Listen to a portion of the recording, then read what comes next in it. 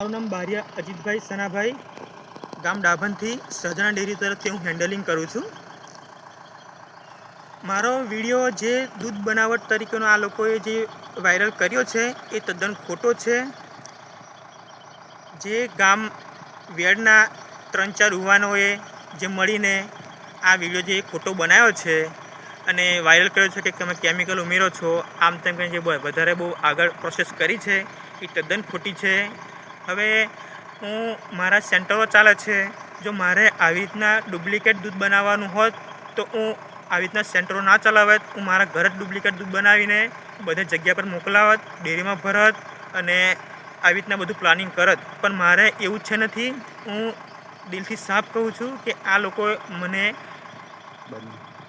મને એ લોકોએ આ બધું પાડી મારવાની વાત કરીને આ લોકો બધું પ્લાનિંગ કર્યું છે કે જેથી હું પડી મારું. આજે મારી 8 થી 10 વર્ષની મહેનત એ લોકો પાણીમાં ડૂબાડવાની વાત કરી રહ્યા છે. એ લોકોને એવું છે કે અમે આવી રીતના આંદોલન કરીને આવી રીતના ખોટો આક્ષેપ લગાવીને આ ભાઈને અમે નીચે પાડી દઈશું એવું વિચારી રહ્યા છે. જો મારે અલગ અલગ ગામોમાં બધા સેન્ટરો ચાલે છે.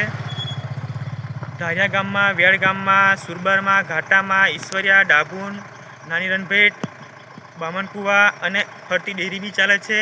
તો અમે એવી રીતના બહુ મહેનત કરીને અમે બધું આ દૂધ કલેક્શન કરીને અમે ધંધો કરી રહ્યા છીએ. અને અમારું એક ટાઈમ દૂધ અમે સાંજનું દૂધ ડેરીમાં ભરીએ છીએ અને અમારું જે દૂધ બીજું થેલીઓ પેકિંગ કરીને અમે હાલ સપ્લાય કરીએ છીએ.